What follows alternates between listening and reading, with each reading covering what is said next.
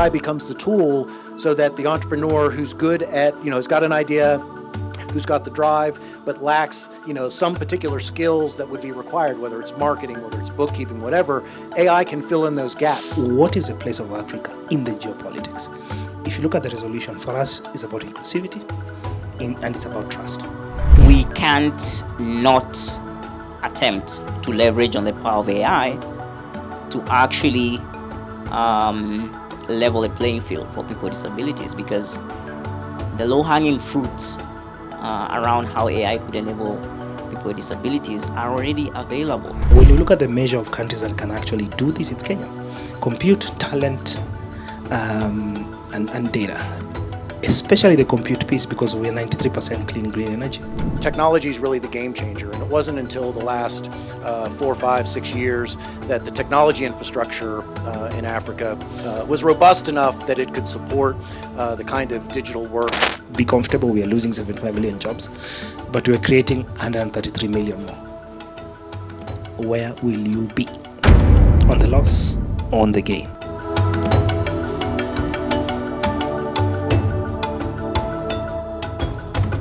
The name of the resolution on which Philip worked was the Seizing the Opportunities of Safe, Secure, and Trustworthy Artificial Intelligence Systems for Sustainable Development. So I'm sure everybody who saw that come across their Instagram or TikTok feed was quick to click on that link. But Philip, to start with, I would love just if you could tell everybody a little bit about the idea behind this resolution, and then what the process was like actually getting it across the goal line. A couple of challenges, as you've seen. One, and basically, was that we were not for the resolution initially. We thought it was premature. Because there's, for those of you who are familiar with the UN process, there's something called the Global Digital Compact. It's something that the UN has been working on for the very longest time, and its member states trying to think through how we can engage with tech companies in a way that we can collaboratively build a safe, secure, and inclusive digital future. So that's the baseline. But I think the challenge is that a couple of countries were feeling a little bit rushed, that they could not wait for that multilateral process, and so a few countries started that process. For good measure, it was started around November 15, and they wanted to rush it across the finish line by December 15. And so the document you see there is beyond a compromise document. Some of us didn't want it, so we had to deal with it. Because the challenge also is that if we did not engage with that, it could come from another country that will forever remain unsaid, that is potentially not a democratic country. So what you see there is a compromise country. But I think the advantage we had at this time was that because Kenya was a very strong player in that, I so happened to be fortunate to be in the UN, still am in the UN Secretary General's Advisory Body on Artificial Intelligence, and you can see a lot of it comes from there. So we try to play some sort of defense to say, listen, do not release it until we at least have our report. One thing that you will not see there, and maybe if you go online, is that it's probably the only resolution that passed without a vote. It is. There was consensus, because we drove, and if you see the wording, actually the finish line was done here in Kenya. So the lead negotiator from the US came and really had a candid conversation, because we wanted to bring the perspective of the Global South to say, first of all, you're asking us to negotiate on something that we'd neither build nor have capability, right? So think about it. The biggest AI companies are not African. The biggest AI countries are not African. So how will you negotiate in this? So that was the process. And secondly, it speaks to this larger process of the Global Digital Compact, which is in September. So that for me is the next goal. Let's see how we can work towards making that more inclusive. A couple of things there around, is Africa ready for this? Differences in terms of where countries are situated in this. At a high level, like, how would you say AI development is in Africa, sort of in general, in Kenya in particular? Is it lagging behind where you thought it would be? Is it farther ahead? What's your sense of the pace at which AI is being developed and implemented here? I always ask people, what is artificial intelligence? right? For me, AI is not necessarily, and people must really get this understanding that AI is a total sum of many things.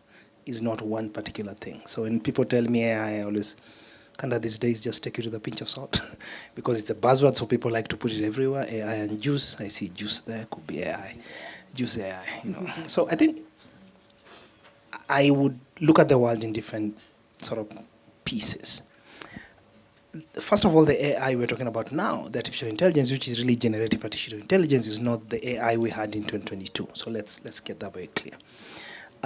Secondly, is that when I look at our continent, there's also where a lot of countries are trying to push. So if you look at Europe are really pushing around protecting their companies. So the artificial intelligence I talk about is really around security, right? So securing their ecosystem and their businesses. When you go to the US, it's very much around safety, right? And safety more or less protecting is more or less public good, AI not doing harms to society. We've seen AI's interference with elections. So a lot of people are coming from that perspective. But then when we go to the private sector, it's about their security of their crown jewels, which is their large language models. So that those models are not interfered with in a way that then they do not generate or regenerate other things that are not necessarily good for society. So you realize that everybody comes from a defense perspective, so there's very much geopolitics into this. I think the technical pieces are easy. That is a difficult part. So what is the place of Africa in the geopolitics? If you look at the resolution, for us, it's about inclusivity and it's about trust. And so when I look at those two pieces as a measure of Africa and other development countries, I think we're very far.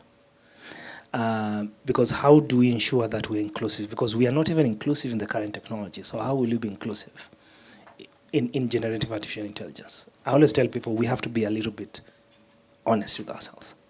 The other piece is trust. All the conversations with AI is about trust. That's why people talk about safety, security, it's about trust. We already are living in an era of diminished trust. Africa is one of the continents that trust is at its lowest. So how do you digitize trust when trust does not exist in the real world? So when I look at those two measures, I think we are behind. But there lies in the opportunity. Beyond looking at the buzzwords of what AI is, language models, and a lot of those English, part of what we must think is, one, is that will we be perennial subscribers to artificial intelligence services? Everybody is in a form of a GPT, form of a Gemini. We are subscribing. You're probably paying $20, I'm sure, for those who can afford it. That's potentially your future. Or will we start to build the architecture that we can again not be in that position where we were subscribing? Three things: data, talent, compute. We do not have compute in the continent, only Morocco has a supercomputer. We need to think about building that architecture, and it's not about every country having compute, it's about a shared computer architecture. Data, and I'm talking about big data. We need to digitize everything, from your languages to everything, we need to digitize. Talent is we need to train serious talent. And I'm talking about machine learning, augmented. I mean, it's that higher level skilling that we need. So I think for me, and if you look at those three, again, we are far in terms of those three. Let me go to the other pieces. So, because only few countries can do this, and probably Kenya, and I always say this, Kenyans, you like complaining. But we are so far ahead that right now, when you look at the measure of countries that can actually do this, it's Kenya. Compute, talent, and data, especially the compute piece, because we are 93% clean green energy. We have, in fact, you are paying more. You are paying electricity. You are paying more for power because we are paying for generation of power you're not using. It's a weird situation. You have a lot of it, so you have to pay for it because it's being generated. So we can actually build compute that uses that excess power. And then, of course, it's green, so we are net negative from there. But these are the other pieces, because you talked about the African continent. If three countries that we know them, the usual suspects, Kenya, Nigeria, or Ghana, or South Africa, will have the capability of the three, we still need inclusivity and accessibility. it means you need other countries to be able to do this. So, interesting things. That's why when people talk about AI, I don't understand. Data, and I'm not talking about the high-level data, usual data sets, right? So, civil legislation, vital statistics, education data, agriculture data, one of our biggest assets, not digitized. Internet connectivity. Who has internet connectivity today in Kenya? Whose connection is good today? Today, because there's a fiber cut. This is the reality, right? And this is Nairobi. So think about the village, 5G, 3G, 2G, edge of the edge. We don't want to talk about it. Skills. Our education system still 8-4 CBC, I get confused. But the idea is that are we skilling, upskilling for this revolution? And I'm not talking about tech skills. I'm talking about a teacher plus AI, a farmer plus AI, a doctor plus AI. Forget the funny skills. Just being able to be fluent so that you can use artificial intelligence to advance your capabilities. Energy. A third of this continent has power. 2/3, not power. All your devices, you have to charge them, right? So I'm not talking about even the big ones. The fifth one is we are in a real constrained fiscal space. There's no money. How will we fund this? Finally, and I always say these partnerships, silos. Let me just end with that. Too many silos. Too many silos. Need to bridge the silos. If you go to Silicon Valley now, right, and you talk about AI, some people talk about bias and discrimination. But the thing they talk about most is, but it's bad for the environment, right? And if I see some folks from Google in the back, if they could run all of that Gemini on a server up in Naivasha connected to the geothermal plant, right, that's totally clean. So I totally agree with you there. Bernard, I wanted to give you one, and it's a bit of a curveball. So let me give the context for this question. So for assistive technologies, historically, they were technologies that were developed for persons with disabilities and then become adopted in the mainstream because the folks without disabilities recognize their value. The most common example of that you hear is closed captioning. So I meant to look up the statistic, and I didn't have time, but I believe it's more than 60% of people watch Netflix with the closed captioning on. I'll give a shout out. There was a series called Top Boy, which was about some Jamaican criminals living in London. So it was a thick London accent with Jamaican slang, completely incomprehensible if I didn't have my closed captionings on. But it came out 3 or 4 years ago, the first series of it, and I've never turned captioning off. I cannot watch Netflix without captioning now. However, I saw a news article today that Meta is working on something, and talk about needing to, if the UN is bad at naming things, Meta now has a product that they are calling camera buds, which are earbuds that have cameras in them. And the idea is that the cameras would be able to see your environment and describe to you where you were, i.e. if you're visually impaired, you would just use your earbuds to see, and also would have the ability internally to translate foreign language into your mother tongue, so you wouldn't need a translator. This strikes me, Bernard, as a potential where AI-enabled technology moves from the mainstream and becomes adopted by persons with disabilities. Can you think of potential dangers to that? I think of the mantra, nothing about us without us. Like, is there some dangers that this AI that's built for the mainstream actually impedes the development of assistive technology? So when you think about traditionally how safety around assistive technology is regulated, it actually follows the medical code of ethics, do no harm. And I think, even though a lot of pushback today goes to the medical model for assistive technology, they've already built, I would say, mechanisms that guarantee safety. So you have regulation around, how to take those products to market. But having said that, I think the reality is Um, whether we like it or not, AI is now in the domain of makers, entrepreneurs. It's not a restricted technology, and we've increasingly been seeing the use of AI in assistive technologies. And of course, there's been a lot of conversation around how do you guarantee safety, how do you guarantee privacy, and all the other issues you could think of, especially when talking about a vulnerable or potentially vulnerable group of people.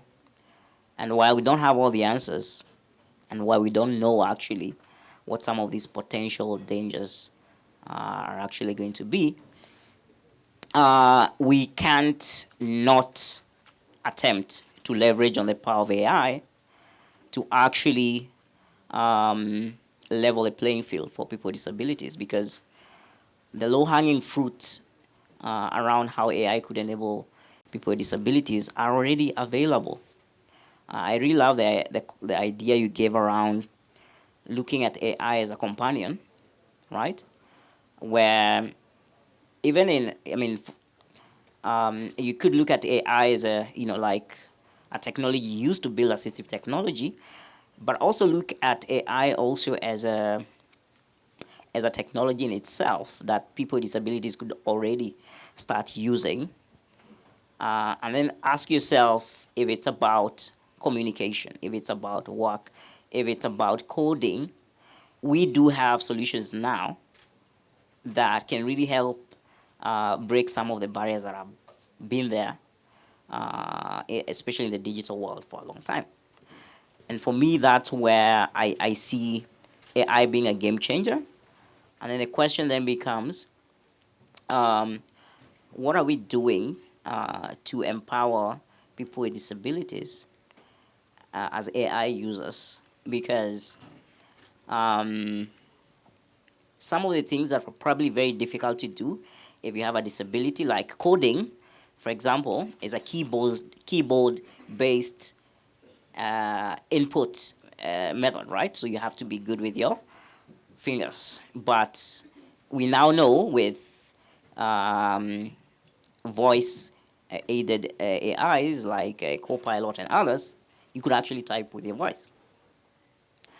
And I know you threw a curveball, and I might seem to be running away from your curveball, but I really wanted us to, before we address this potentially, serious risk. I mean, there's something that one of the most, I guess, followed entrepreneurs in the world said about AI, Elon Musk. And he said it's potentially the most dangerous thing that, that humanity has ever created. But you see, the way to interpret that is you could either say, okay, we're not going to touch it until we're sure of everything, or you could say, how do you ride the wave and try to reap the benefits of the,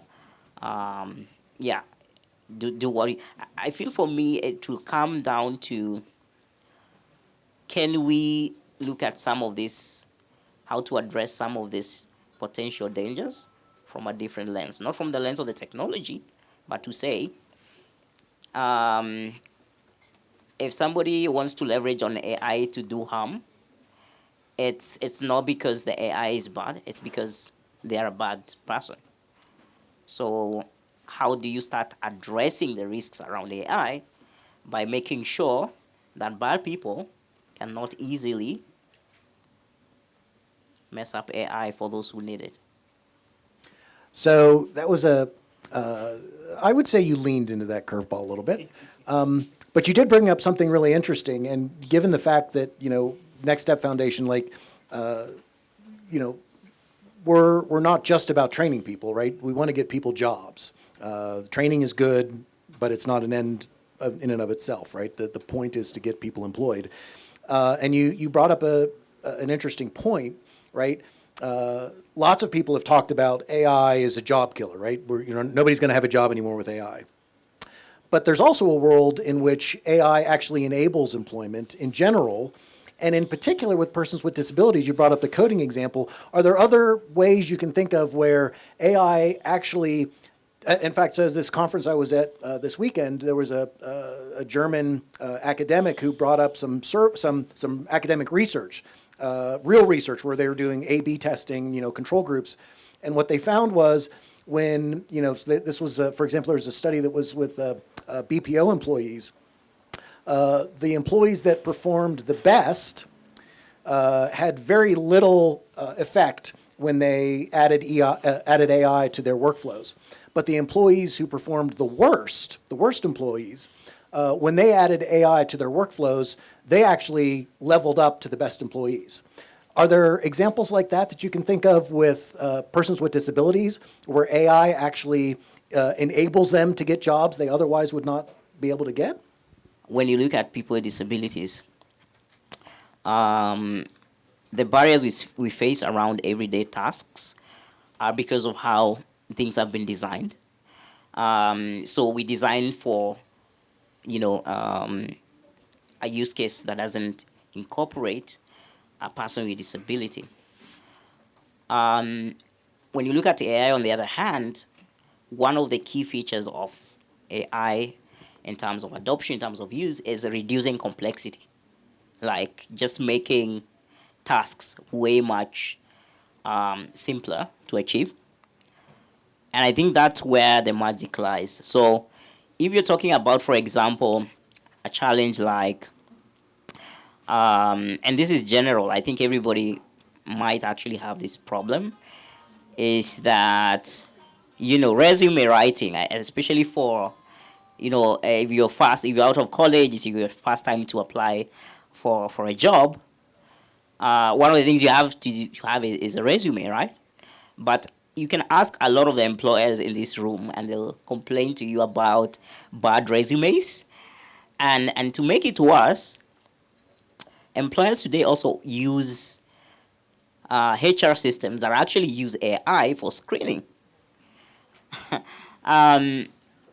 So, as a person with disability, where we know that the main challenges are things like we don't have visibility. Sometimes we are overlooked by the the labor market and the job sector. But with AI-based technologies today, you could probably write a very good resume, or use your current resume, or use an AI tool to improve your current resume. And it doesn't require you to be a resume expert or something like that. So this is just one example. It's around personal branding. A resume is part of your brand.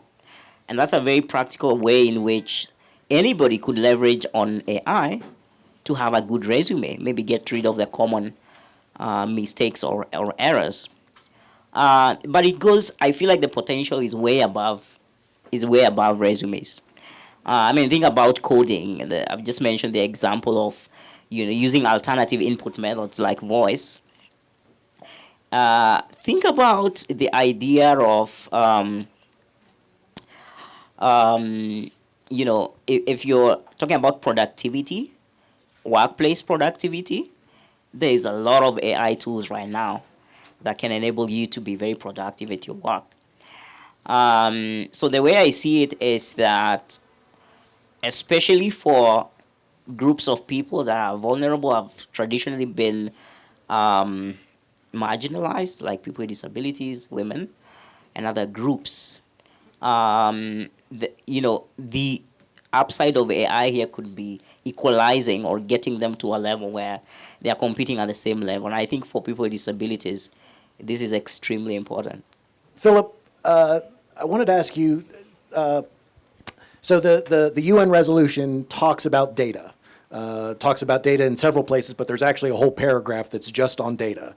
And so I wanted to ask, what do you see as the main structural impediments to obtaining relevant, high-quality data? And then what can we do to reduce those barriers?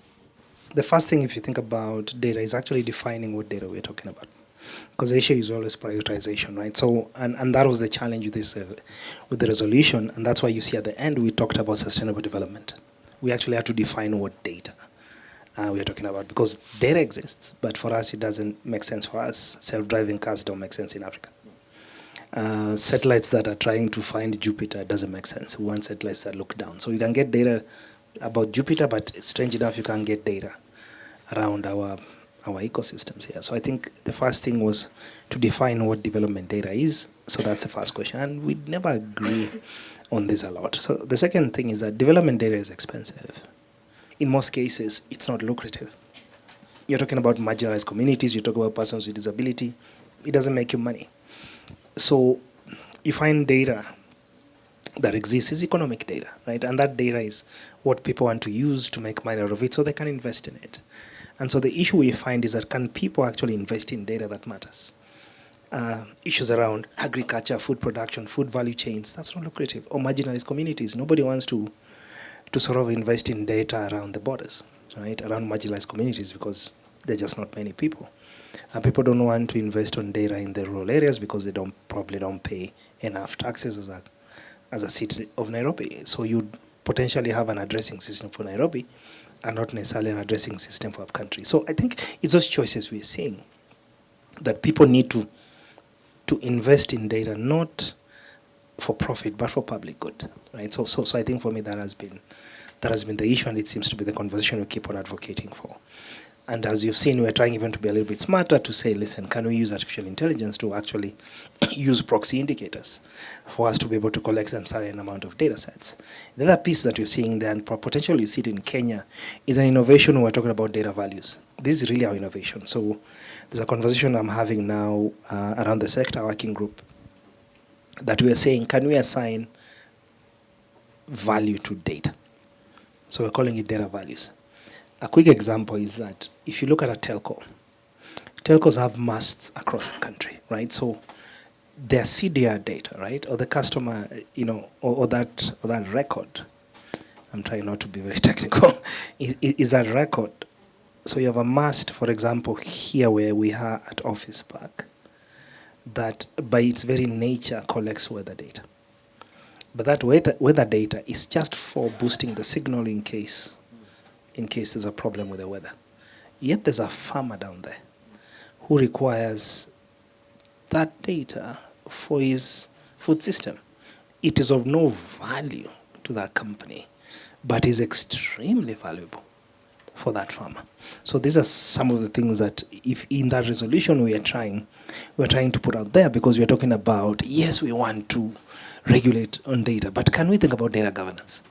And part of the data governance is to think about data values, so that if you not pay for it, then allow us to find some ways to collect that data in a way that has a value for that person there and may not have an intrinsic value to the telco. So that's, hopefully we will win that war. No, that's a great example, and unfortunately, I'm guessing what happens when the telco realizes somebody wants the data, suddenly it has value. That's the thing. So sticking with this theme of impediments and ways to reduce, another thing that you brought up was the skills gap. Again, as we do our data annotation training, we do our AWS cloud certifications. What do you think? Where is Africa? Where is Kenya in terms of its ability to skill people with the skills necessary to actually develop and deploy AI at scale? The challenge, and I push a lot of the vendors a bit, is that the skills I see are very much vendor specific. Yes. They're not necessarily building capability. And so we really must have a real discussion. And I'm not against vendor skills, but can we at least collaborate in a way that it delivers resiliency for young people? Because then once you leave that vendor-specific environment, then you are no use anywhere else. And so for me, that's the challenge I see here. So when I talk about skills, I see a lot of those vendor skills. We need to figure out how to skill wholesomely, and it takes collaboration to do that. The second thing, as you've seen, is that is basically, and let's be honest, because technology is changing very quickly. If you think about 75% of the workforce next year will have to be upskilled or reskilled.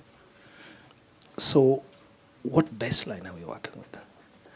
And we didn't even factor the rapid pace of what generative AI is right now. So potentially that figure is also skewed, is even more. It's probably 85. So I really push for a mindset change. We really need to change our minds on how we understand skilling. That, and I mentioned that in the morning in the panel today. Actually, I was doing my research when I was doing my presentation, and interesting enough is that 80% of current data was generated 2 years ago, which tells you potentially we all here in the room have to reskill, have to potentially upskill, also have to be adopt an agile mindset that to be, by the way, be comfortable with disruption. Let's just be comfortable. That maybe in the next 2-3 months, I have to upskill because of simply how technology is changing and is shifting. And so I think for me, that would be my long and short answer is that what we have right now is fine, but understand that you have to be adaptable and agile in a way that you have to reskill and upskill to be able to, and this is the figure, we will lose 75 million jobs. We are losing it. Be comfortable, we are losing 75 million jobs, but we're creating 133 million more. Where will you be? On the loss or on the gain? And the only currency in between is your agility and how you're able to upskill. Bernard, we've got a couple of NGOs up here. We've got representative of government. We've got some NGOs in the audience. We've got some folks from for-profit. We've got some entrepreneurs. I want to give an opportunity for folks to ask some questions. So maybe last question to you.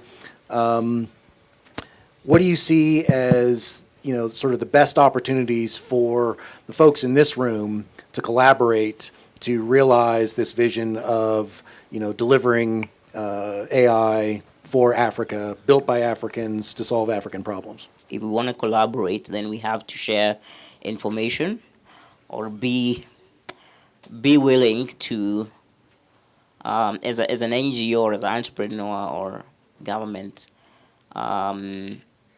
we really can't be ignorant around the opportunities and challenges of AI. So I think we have to begin from a point of knowledge. The other next step for me would be collaboration. I think the reason we are all here is because in some shape and form, we want to know what's our role and how could we work together to really address some of the challenges that have been mentioned here, but also especially ensure that the power of AI can really be harnessed for those that need it more. I say that because I know that people with disabilities especially could benefit more from the power of AI, but are they? Will they in the end? And I think one of the ways to start thinking about this is if you're an organization, an NGO or a corporate, and you have, say, an idea on how you could leverage on AI, could we come up with a mechanism to incubate ideas or help organizations understand the value of their data, understand the skill sets that they need to be investing in, and really also some of the innovations or solutions that are available that could make it easier for us to harness the power of AI. And I know we have a few entrepreneurs in the room that in some way or form are trying to harness on the power of AI. Some of these are from Innovate Now. I think we have Signverse. I've seen Signverse. I've seen Crescent VR. So the thing is, it's already happening. That's the idea. It's already happening. And I think when Philip says you have to decide, do you want to be on the gain or on the losing side, I really don't think it's an option. We can't be on the losing side. Yeah, so despite the challenges, the risks, the fears that we all have, I think we have to come together and have an agenda, a real serious agenda about AI, because if this is what's going to shape for the, I don't know what else is coming after AI, probably something more powerful. But if this is going to change the rules of the game for every industry, then there is no way we can ignore that we have a role to play, and we should be very interested and work together to unlock this for the continent. Yeah, thank you.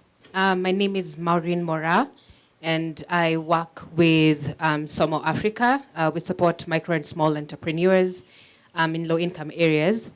And I think this conversation is at the heart of what we have been trying to figure out with Next Step Foundation on how to include technology and entrepreneurship. When I look at AI, it's like really up there. But then when I look at our small grassroots entrepreneurs, even the resources for them to, do very simple book record keeping is a challenge. So there's definitely like a very huge gap from where that grassroots entrepreneur is and where the current reality of the things are. So I'm just wondering, I think I was just kind of waiting to hear what's in store or what are people talking about at that particular level and stage. Because as an organization, I think he mentioned very clearly, data is a very huge thing. From an entrepreneurial perspective, we do collect a lot of data, and we're using data to make informed decisions, especially when it comes to access to finance. But then again, you'd find investors are not ready to take a risk on a very small grassroots entrepreneur who doesn't have like an MVP. But on this other side, AI has a lot of opportunities. So there's kind of a gap there, and I'm trying to think, how is it going to be closed? I'm hearing we need to build these partnerships. It just so happens I'm a partnerships person, so it's kind of an area of interest of mine. But it will be really good to just hear from you guys. We're up here. We have the small grassroots entrepreneurs. We have where the future is, and there's this huge ladder that needs to be filled out. AI becomes the tool so that the entrepreneur who's good at, has got an idea, who's got the drive, but lacks, some particular skills that would be required, whether it's marketing, whether it's bookkeeping, whatever, AI can fill in those gaps. I'd love Philip or Bernard to share more on that. If anything, artificial intelligence has provided a level playing field. Right now, I think for me the issues is the big companies, right? Whether it's OpenAI or whether it's Google with the Gemini, and whether it's Meta with Llama.